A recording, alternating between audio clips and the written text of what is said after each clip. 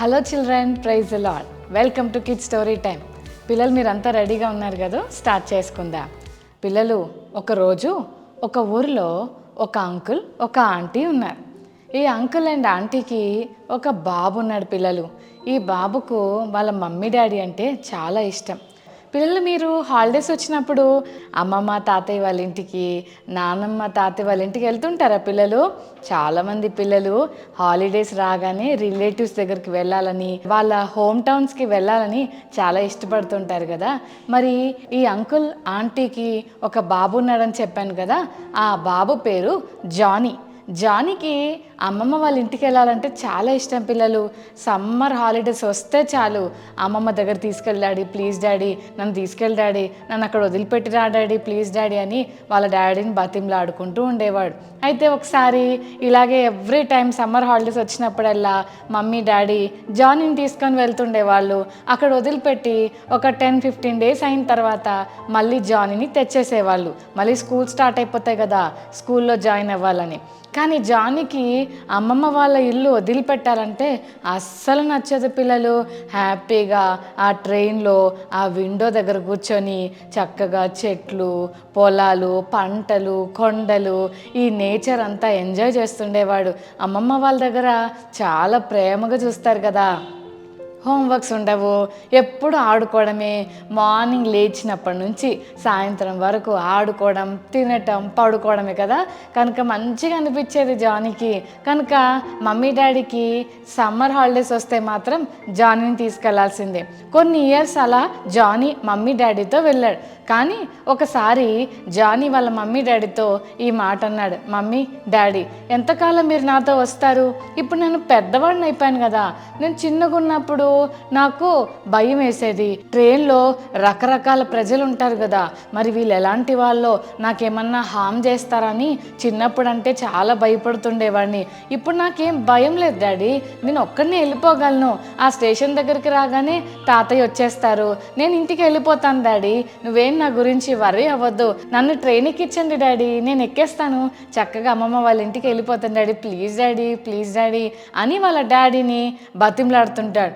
No నాన్న, నువ్వు అలా వెళ్ళకూడదు, నువ్వు ఒంటరిగా వెళ్ళకూడదు, నువ్వు ఇంకా చిన్న పిల్లాడివి అంటే. కాదు డాడీ, నేను వెళ్తాను, నాకు ధైర్యం ఉంది అని చెప్పాడు. పిల్లలు, సరే అని ఎంత చెప్పినా ఈ జానీ వినట్లేదని వాళ్ళ డాడీ వాళ్ళ మమ్మీ ఒక నిర్ణయం తీసుకొని, ఓకే డన్, నేను తీసుకెళ్ళి ట్రైన్ ఎక్కించేస్తాం, నువ్వేం వర్రీ అవ్వద్దు అని చెప్పి జానీని ట్రైన్ ఎక్కిస్తారు. డాడీ జానీతో చెప్తున్నాడు, నాన్న ఇంట్లో ఉన్నప్పుడు నీకు కొన్ని విషయాలు చెప్పాను, నీకు గుర్తుందా? ఎవరైనా తెలియని వాళ్ళు నీ దగ్గరకు వచ్చి, నాన్న చాక్లెట్ తీసుకో, ఇదిగో బిస్కెట్ తీసుకో, ఈ కూల్ డ్రింక్ తాగుని ఇస్తుంటే అస్సలు తీసుకోవద్దే.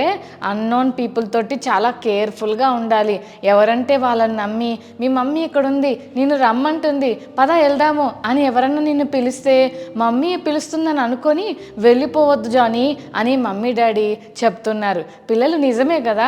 కొన్నిసార్లు స్కూల్ దగ్గర ఆడుకునేటప్పుడు, ఇంటి బయట ఆడుకునేటప్పుడు మీ మమ్మీ పిలుస్తుందిరా అని కొంతమంది కిడ్నాపర్స్ ఏం చేస్తారంటే పిల్లలను తీసుకొని వెళ్ళిపోతారు. అందుకే గుర్తు తెలియని వాళ్ళని ఎక్కువగా నమ్మకూడదు పిల్లలు. అప్పుడంటే చిన్న పిల్లోడిని, ఇలాంటి వాళ్ళు వస్తే నమ్మేస్తానేమో, కానీ ఇప్పుడు నేను పెద్దగా అయ్యాను డాడీ, అలాంటి భయాలు నాకు ఏం లేవు డాడీ అని చెప్పాడు. పిల్లలు, అబ్బో మా జానీ నిజంగానే పెద్దోడైపోయాడు అంటే భయం లేదనమాట జానీకి. ఓకే సరే అని చెప్పి జానీకి చెప్తూ జస్ట్ ఇంకా ట్రైన్ కదలబోతుంది అన్న టైంలో, ఓకే జానీ గుడ్ బాయ్, నువ్వేం భయపడద్దు, ప్రేయర్ చేసుకుంటా ఉండు. అయితే జానీ ఒక విషయం మర్చిపోద్దు, నీకు ఎప్పుడైనా భయం అనిపిస్తే నేను నీకు ఒక లెటర్ ఇస్తున్నాను, ఇది నీ పాకెట్లో పెట్టుకో. నీకు ఎప్పుడైనా భయం వేస్తే నీ పాకెట్లో నుంచి దీన్ని తీసి చదువుకో, క్షణంలో నీకున్న భయం ఎగిరిపోద్ది జానీ అని చెప్పాడు. పిల్లలు, అబ్బో నిజమా డాడీ అంటే, అవును నాన్న, హ్యాపీ జర్నీ అని చెప్పి చక్కగా తన కొడుక్కి బాయ్ చెప్పేశాడు. అయిపోయింది. ప్లాట్ఫామ్ మీద ట్రైన్ మూవ్ అవుతా ఉంది, స్పీడ్గా వెళ్తుంది. పిల్లలు, అలా జానీ విండో వ్యూ చూస్తూ ఉన్నాడు. వావ్ ఎంత బ్యూటిఫుల్గా ఉంది. ఇంతకు ముందంటే మమ్మీ డాడీ అక్కడికి వెళ్ళొద్దు, ఇక్కడికి వెళ్ళొద్దు, అలా ఉండొద్దు, ఇలా ఉండొద్దు అని చెప్తుండేవారు. ఇప్పుడు నేను చాలా హ్యాపీగా ప్రయాణం చేస్తున్నా, నన్ను ఆపే వాళ్ళు ఎవరు లేరు, నేను చాలా హ్యాపీగా వెళ్ళిపోతున్నాను అని ఆ విండో దగ్గర కూర్చుంటే చాలా రకరకాల చెట్లు కనబడుతున్నాయి. కొబ్బరి చెట్లు, తాటి చెట్లు, మామిడి తోటలు కనబడుతున్నాయి. ఎంత బాగున్నాయి అని చాలా హ్యాపీగా ఫీల్ అవుతున్నాడు. ఈ లోపల నెక్స్ట్ స్టాప్లో ఒక అంకుల్ ఉన్నాడు. చాలా లావున్నాడు, చాలా బలంగా ఉన్నాడు. ఆయనను చూస్తుంటే చాలా భయం వేస్తుంది పిల్లలు. అలాంటి అంకుల్ వచ్చి నడుచుకుంటూ వచ్చి జానీ పక్కన కూర్చున్నాడు. బాబోయ్, ఈయనేంటి ఇంత పెద్దగా ఉన్నాడు, ఎంత బలంగా ఉన్నాడు, అమ్మో ఇంత పెద్ద అంకులా, అమ్మో ఈయనను చూస్తుంటే నాకు ఎందుకో చాలా భయం వేస్తుంది అని భయపడుతున్నాడు. అయ్యో, ఇందాకే కదా పిల్లలు వాళ్ళ మమ్మీ డాడీకి చెప్పాడు, నేను ఇప్పుడు పెద్దగా అయిపోయాను, నాకేం భయం లేదు, దేవుడు నాకు తోడుకున్నాడు, నాకేం భయం లేదు డాడీ, నేను హ్యాపీగా వెళ్ళిపోతాను అని అన్న ఆ జానీయే ఇప్పుడు ఈ అంకుల్ వచ్చేసరికి చూసి వణికిపోతా ఉన్నాడు. అప్పుడు వెంటనే డాడీ చెప్పిన మాట గుర్తొచ్చింది. పిల్లలు, మీకు గుర్తుందా జానీ వాళ్ళ డాడీ ఏం చెప్పాడో? లెటర్ తీసి చదవమన్నాడు కదా. అందుకని భయం వేస్తుంటే మెల్లగా లెటర్ తీశాడు. లెటర్ తీసి చదువుతున్నాడు. అందులో ఏమనుందంటే, జానీ నువ్వు భయపడుతున్నావా? డు నాట్ బీ అఫ్రేడ్, నువ్వు అస్సలు భయపడొద్దు, ఎందుకంటే నేను నీకు తోడున్నాను, నీ పక్క కంపార్ట్మెంట్లోనే ఉన్నాను. జానీ నీకు భయం వేస్తే నాకు చెప్పు అనగానే అమ్మయ్యా అని జానీ ఆ లెటర్ని ఫోల్డ్ చేశాడు. ఎంత ధైర్యం వచ్చిందో! నిజమే కదా పిల్లలు, ఆ పేపర్ చదివాడో గొప్ప ధైర్యం జానీకి వచ్చింది. పిల్లలు, బైబిల్ గ్రంథంలో ఇలాంటి సంఘటనే ఒకటి జరిగింది. అదేంటంటే, యేసయ్య కొండ మీద ప్రార్థన చేసుకోవడానికి వెళ్తూ తన శిష్యులని దోణిలో మీరు బయలుదేరండి, నేను వచ్చి మిమ్మల్ని కలుస్తా అని చెప్పాడు. పిల్లలు, కొంచెం చీకటి పడతా ఉంది, వీళ్ళు దోణిలో ప్రయాణం చేస్తూ ఉన్నారు. అయితే ఒక వ్యక్తి ఆ నీళ్ళ మీద నడుచుకుంటూ వస్తున్నాడు. బాబోయ్, రాత్రిపూట చీకట్లో ఎవరైనా తెల్లగా కనబడ్డారనుకోండి, మీకు ఎంతమందికి ధైర్యం పిల్లలు? అమ్మో అక్క, నాకైతే చాలా భయం అని అంటున్నారా? నిజమే పిల్లలు, డిసైపుల్స్ అందరికీ భయం వేసి అదుగో భూతం, అదుగో దయ్యం అని అందరూ భయపడిపోయారు పిల్లలు. అప్పుడు ఆ కొంచెం ముందుకు వచ్చి ఆ వ్యక్తి అంటున్నాడు, నేనే, భయపడకండి అన్నాడు. ఆ సౌండ్ పేతురు అంకుల్ గుర్తుపట్టేశాడు. అంటే మీరే, అంటే మీరు మెస్సయ్య జీససా అంటే? అవును నేనే పేతురు అని అన్నాడు. అప్పుడు పేతురు అన్నాడు, ప్రభువా అది నువ్వే అయితే నేను కూడా నీళ్ళ మీద నడుస్తా.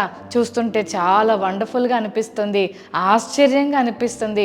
నీళ్ళ మీద నడుస్తున్నావా? అబ్బా, ఇది ఎట్లా సాధ్యమో? వాటర్లో ఎవరైనా నడుస్తారా పిల్లలు? వాటర్ మీద నడవడం సాధ్యమవుతుందా? మునిగిపోతాం కదా.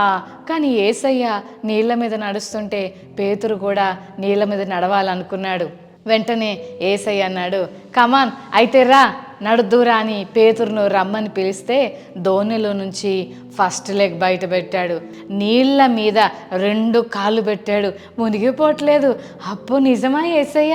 నీ వైపు చూస్తుంటే నాకు నీళ్ళ మీద నడిచినట్లేదు ప్రభువా అని చాలా సంతోషంతో, వావ్ నేను నీళ్ళ మీద నడుస్తున్నానా అని అలా నడుచుకుంటూ వెళ్ళిపోతున్నాడు.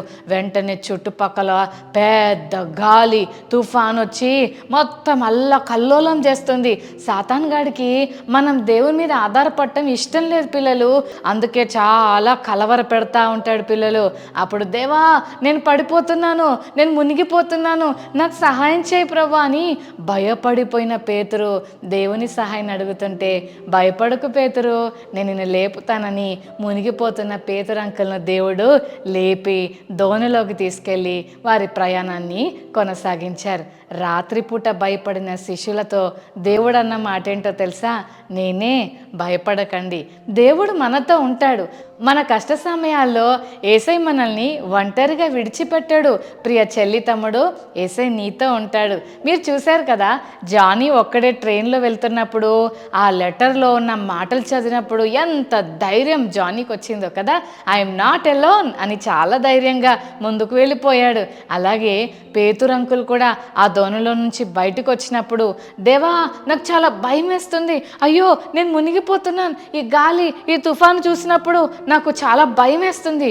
నిన్ను చూసినంత కాలం నేను ధైర్యంగా ముందుకు వచ్చాను. వీటినన్నిటిని చూస్తుంటే నాకు చాలా భయం వేస్తుంది ప్రభువా, హెల్ప్ మీ సేవ్ మీ అని కేకులు వేయగానే భయపడకు పేతురని దేవుడు పేతురు అంకుల్ని నిలబెట్టాడు. చెల్లి తమ్ముడు, నీకు కూడా ఏదైనా కష్టం వచ్చిందా? నీకు కూడా ఏ విషయంలోనైనా భయం వేస్తుందా? అయితే పేతురు అంకుల్లాగా, జానీ అన్నలాగా దేవుడు మనకిచ్చిన మాటని జ్ఞాపకం చేసుకుంటూ ధైర్యంగా ముందుకెళ్ళాలి. ఎందుకంటే మనం ఒంటరి కాదు. అలాగే మనం కష్టంలో ఉన్నప్పుడు యేసయ్యా నాకు సహాయం చేయి నువ్వు ప్రార్థన చేసుకుంటే దేవుడు తప్పకుండా నీకు సహాయం చేస్తాడు. జానీ అన్నకు వాళ్ళ డాడీ మాట ఎంత ధైర్యం ఇచ్చిందో, దోణలో ఉన్న శిష్యులకు యేసయ్య మాట ఎంత ధైర్యం ఇచ్చిందో, ఈరోజు దేవుడు నీకు కూడా ఆ ధైర్యాన్ని ఇవ్వాలని ఆశపడుతున్నాడు. భయపడొద్దు అని చెప్తున్నాడు.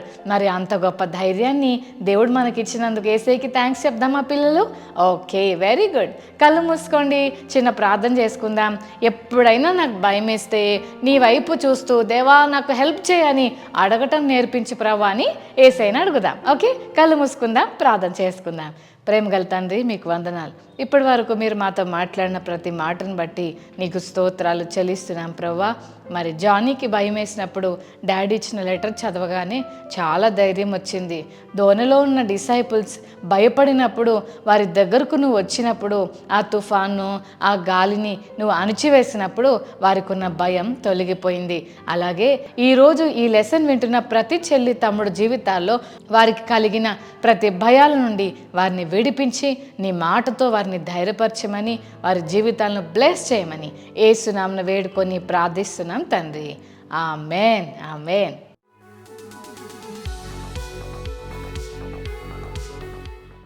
ఓకే చిల్డ్రన్, మరి ఈరోజు మెమరీ వర్స్ నేర్చుకుందామా?